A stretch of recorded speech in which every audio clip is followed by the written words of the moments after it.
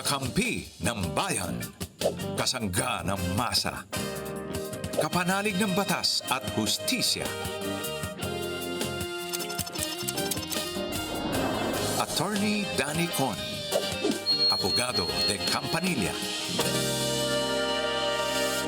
Magandang gabi po sa inyong lahat. Kamusta na po kayong lahat dyan? At syempre sa lahat ng mga ating OFWs sa iba't ibang dako ng mundo. Kamusta na po kayo? Alam namin na namimiss nyo na Pilipinas at sana wala kayong kaso.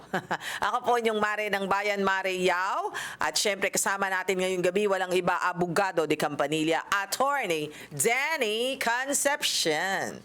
Good evening, Attorney Dan. Magandang gabi rin sa iyo, Mare, at sa ating mga kababayan. Magandang gabi din po sa inyo. Pwede bang matanong kung bakit Danny ang pangalan mo? Kasi Danilo. Alam ko naman yun. Hindi, sana ang tanong mo. ko is, bakit Danilo or bakit Danny? Danilo? Oh, yan. Sorry naman.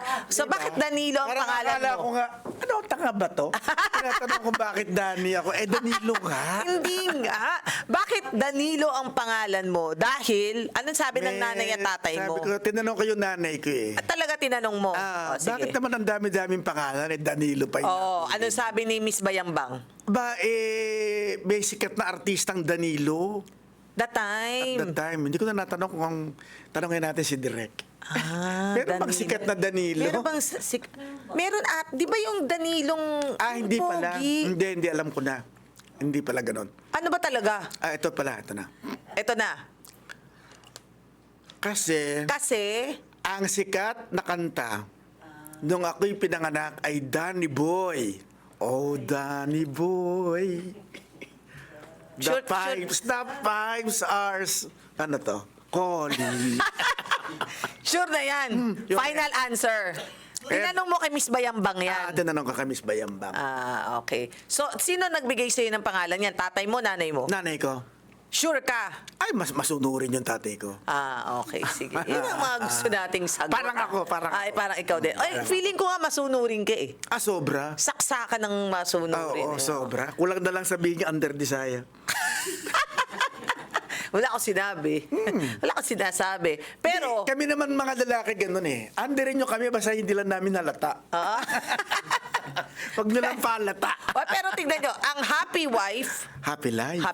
and happy husband too. Tama. Hindi lang happy wife, happy husband too, di ba? Okay. Tandaan ninyo, yan ha, sa family court. Yan ha.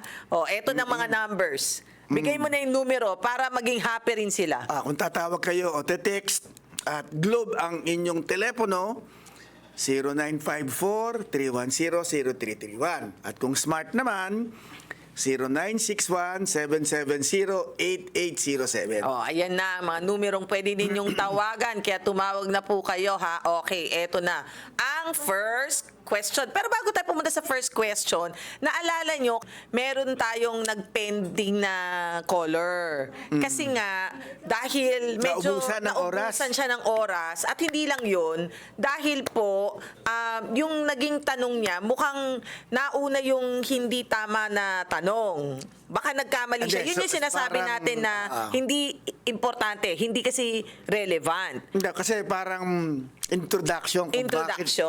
Kung bakit nalaman niya yung problema. Yes, ganyan. Sige, okay so naman anyway, ngayon, pagbibigyan natin yung ating caller na si Neil ng Rizal. Magandang gabi po sa inyong muli. Itutuloy natin. Itutuloy natin dahil yan ang pangako natin sa kanya.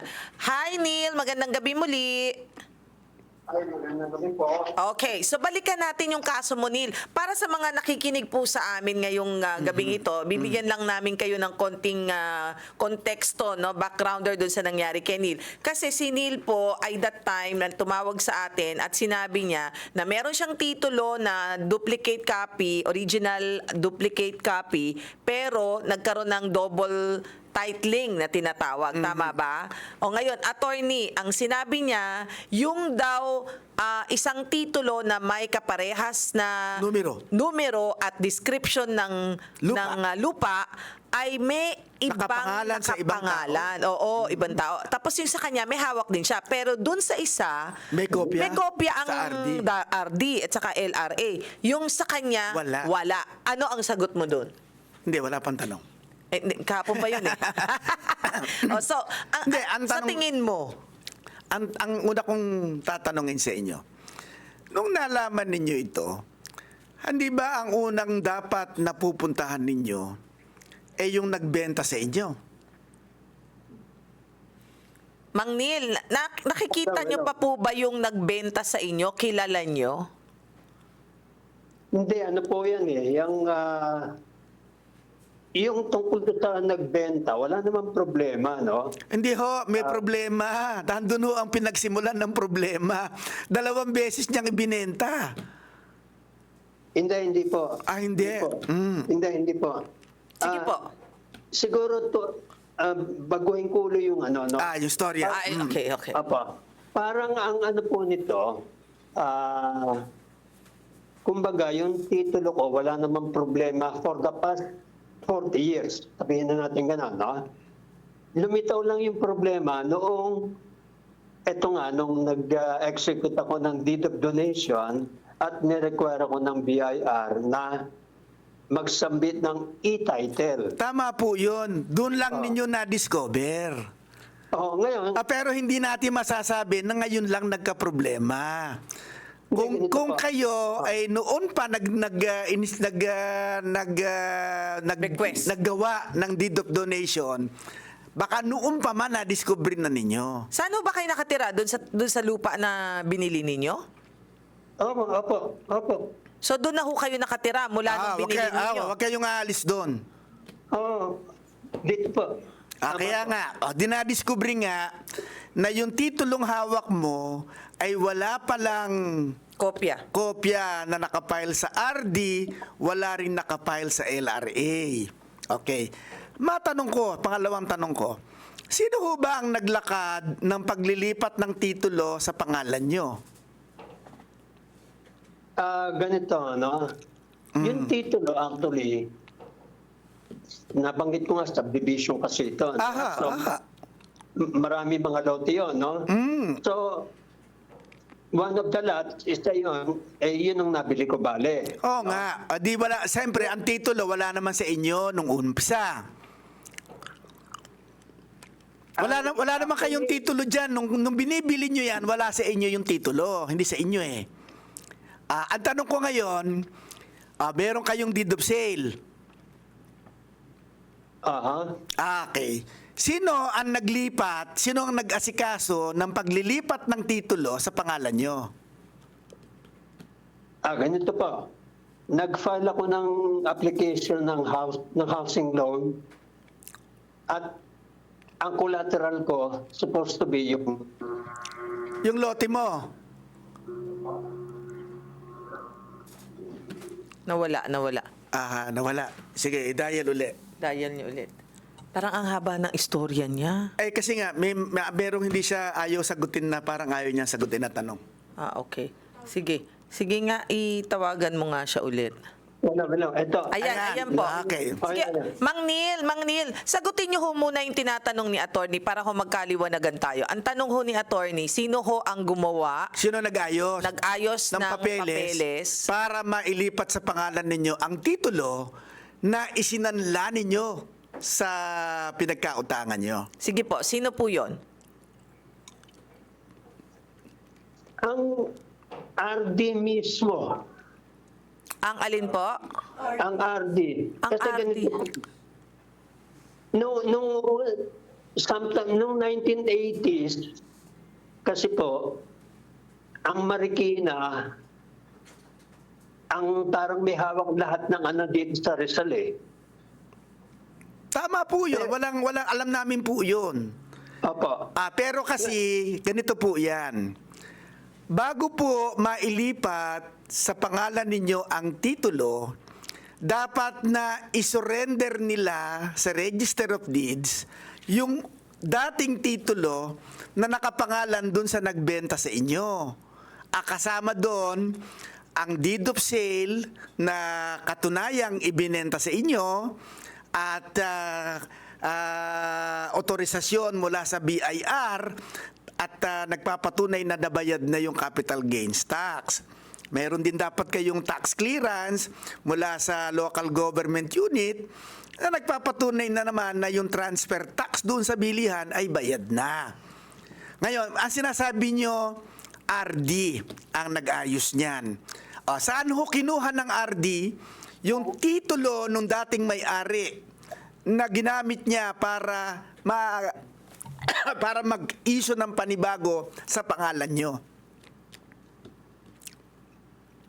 So in short, ang dami palang dokumento na sa RD dapat. Hinihingi ng RD. Kasi, kung ikaw, bibenta mo sa akin yung lupa mo, Oo. nasa pangalan mo yung titulo. Oo. Okay. Para malipat sa akin ng pangalan, yung titulo para malipat sa akin, ito ang mga hihingin ng RD. Requirements. Requirements. Una, ano ang katunayan na ibinenta sa iyo? Okay. Deed of sale po. Asan ang kopya? Ito Okay. po. Ano ang katunayan na ang nagbenta sa iyo niya, yung talagang may-ari? Oo. Ito po, nasa akin yung titulo, ibinigay. Asan? Ito ho. Ito yung original ng title. I see. Para mailipat ko yan, kinakailangan bayad ang tax niyan.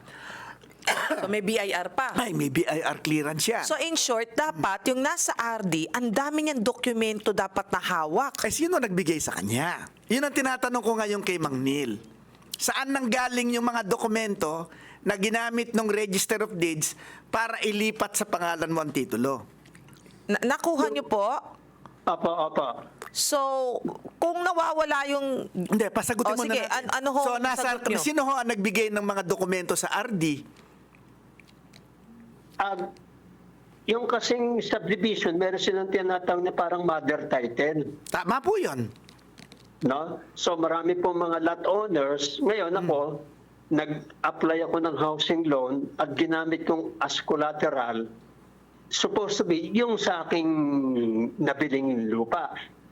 Pero kung hindi pa nababasag yung mother title, hindi naman yung maiko-collateral yung mother title. So, Tama po. Ano ang kinolateral nyo? Yung mismo na galing dun sa yung So, sa nabasag na? developer. Hindi nga ho. Sa madalit sabi, ang sinasabi nyo sa akin, binigay sa inyo ng developer yung titulo. Nung nabayaran na yung kasi installment yun, ngayon. Kaya nga. Tapos- Kaya nga, simple lang ang tanong ko eh. Di sa madalit sabi, ang sinasabi nyo sa akin ngayon, nung nabayaran na ninyo yan, ibinigay sa inyo ang titulong nakalagay sa pangalan nyo. Opo. Sino ho ang nagbigay? Kinlaim ko po yun doon sa Register of Deeds. Sa Register of Deeds. Marikina. Hindi nyo doon kinlaim doon sa inyo sa developer. Hindi po. Ayun. Sabi sa inyo ng developer, kunin mo doon sa Register of Deeds. Opo. Di sa madalit sabi, ang lumalabas nito, hindi mo nakita yung deed of absolute sale, hindi mo nakita lahat ng dokumento. Yung hindi po ba pagka-installment sale, meron tinatawag na Contract to sell. contract to sell. Kaya nga, pero hindi yun ang gagamitin para mailipat sa pangalan mo ang titulo. Ang gagamitin nila yung deed of absolute sale. Oo. Hindi dumaan sa iyo 'yon. Yung deed of absolute sale. Hindi po dumaan yun. Hindi dumaan 'yon. Okay. Hindi dumaan. Ngayon, nung pumunta ka sa Register of Deeds, ibinigay ngayon sa iyo yung titulo. Opo. Ayan. Ngayon, Yan. na-discover mo ngayon, di ba? Bakit dalawa kaming titulo? Same lot, number. Hindi ba ang una dapat mong tatanungin dyan yung developer? Bete mo na po. Yung discovery po na dalawa yung title, actually, galing din po sa RD Marikina. Tama po yun. Sila lang talaga ang pwede hong mag-issue ng titulo dahil nandun yun. Sila ang may jurisdiction sa lupa. Sila lang ang pwedeng mag-issue ng titulo dyan. Kaya dalawa po yung na-issue niyang titulo. Isa yung nasa inyo, isa yung nandun sa ibang tao. Hindi kaya nagkamali pero- yun, ibang lupa lang. Aha. Magkaibang lupa, magkaibang location. Akala ko sabi mo pareho. Oo, at iba lang ang Hindi, pangalan. ang pareho po, yung TCT number ang pareho. Hindi ho. Pagka yung TCT kasi, may luma kasi silang number, may bagong number. Okay. Baka, baka naman luma yung isa, bago yung isa. Pero ang sinasabi mo sa akin ngayon, magkaiba yung lupa na idinidescribe doon sa ibang titulo. Sa kaparehong number ng titulo. Ibang Ayan. location. Iba naman pala yung location. Hindi ibang lupa yon. Okay, kasi kung hindi pareho yung description ng lupa, hindi sila magkaibang lupa sila. O di ngayon ang sinasabi mo ngayon pero pareho ng TCT number. Okay, ito kinakailangang ma-resolve yan. Dalawa na ngayon ang problema mo. Bakit may kaparehong TCT number? Dapat wala. Okay, pangalawa, bakit nag-issue yung RD ng duplicate certificate nang nandun sa wala siyang kopya? Nawawala yung kopya niya. Yes. Ang sabi niyo sa akin kanina, in transit. Hindi pa nakakarating sa LRA. Aba, sandali muna. Diyan, dapat ireklamo niyo na sa LRA. Oo nga. Hindi, na-check ko na po sa LRA, yung titulo nakapareho ang number, pero nakapangalan doon sa isang Ibang tao, owner. sa ibang tao. Ibang tao, yun yung nasa LRA. Hindi, tama ho yun eh. Ang sinasabi lang natin, magkaiba na silang lupa, hindi na ho issue yun. Sa madalit sabi, walang double sale. Kasi hindi naman Wala po. hindi naman pareho. Sa madalit sabi, ang issue ngayon dyan, hindi uubra na pareho ng title number ang dalawang titulo. So sa madalit sabi, kinakailangan tignan ng LRA bakit nagkaganon at dapat nilang i-correct. LRA po ang magsasabi nun. Pangalawa, bakit nag-issue ka ng duplicate certificate title nang walang kopya doon sa RD? Problema din ng RD yun. So, kinakailangan din po nilang i-correct. So, pupunta kayo ngayon sa LRA at yun ang irereklamo ninyo para solusyonan nila.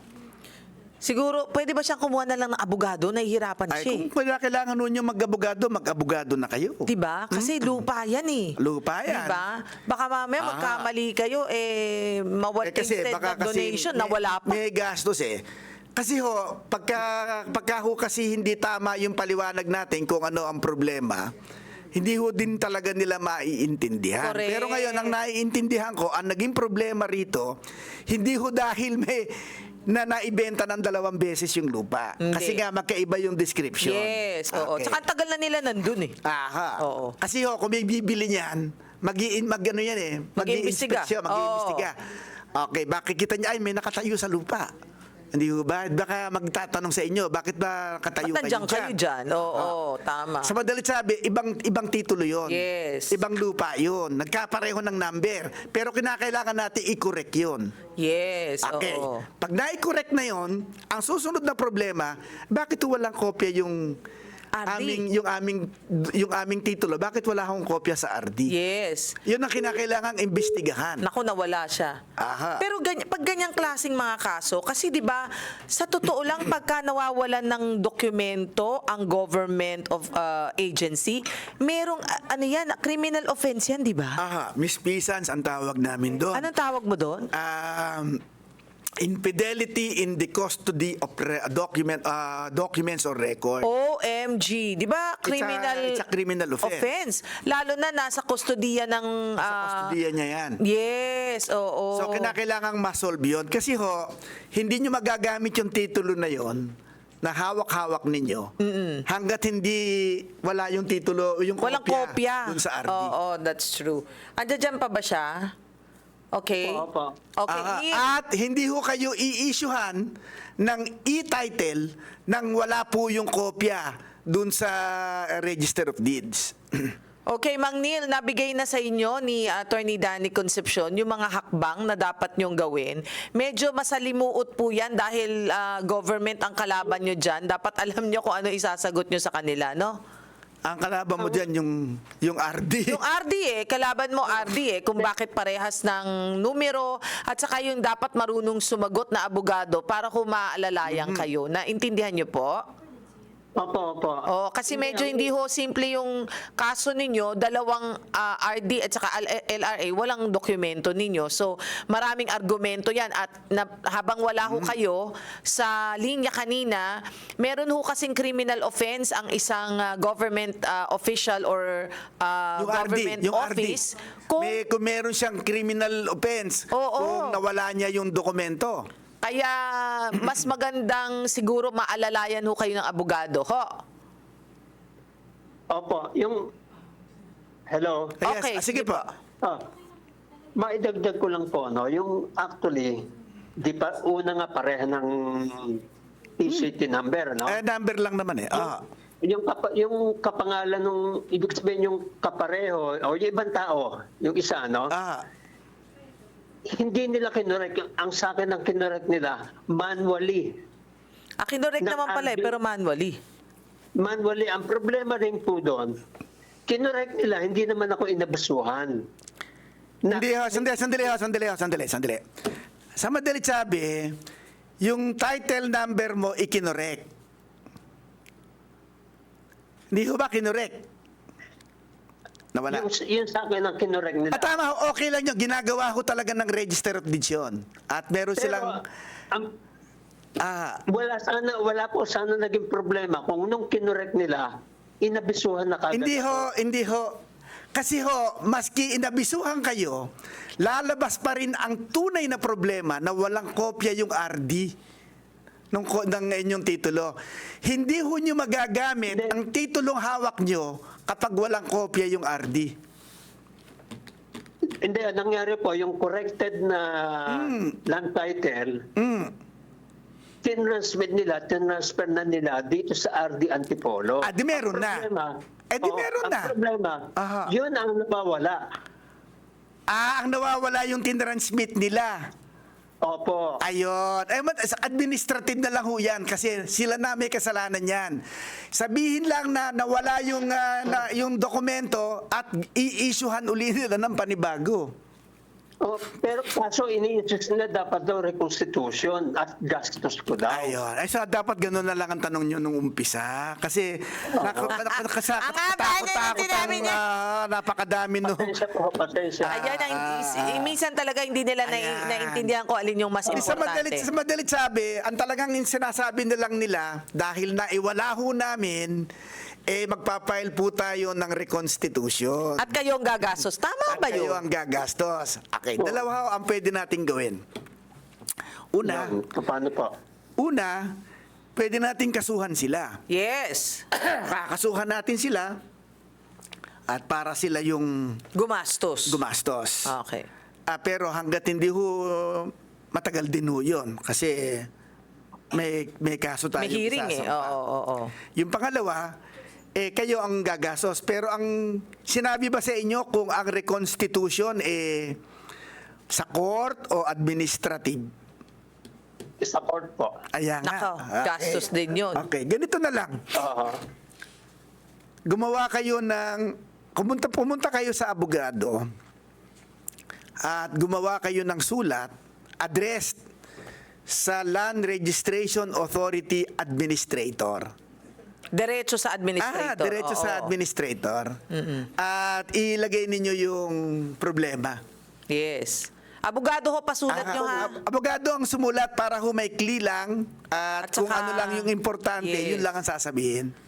Pag sakaling pinagbigyan sila nung administrator, ano ang posibleng pwedeng gawin ng administrator? Baka kasi kung ako yung administrator, baka sila hindi naman ko na may kasalanan. Sila naman, nakita na nga nila. Kaya nga. At itinransmit nila. Tapos wala pa. Nawala sa kanila, di ba? Dapat silang gumastos niyan. Okay. Yun ho ang gawin nyo para matanggal ho ang gastos sa inyo. Okay po? Sulatan si LRA Administrator at ang abogado ang magsulat para maiksi at direct to the point. Okay po? Actually, nagawa ko na po yung ganyan. Anong sumulat? Kanino kayo sumulat?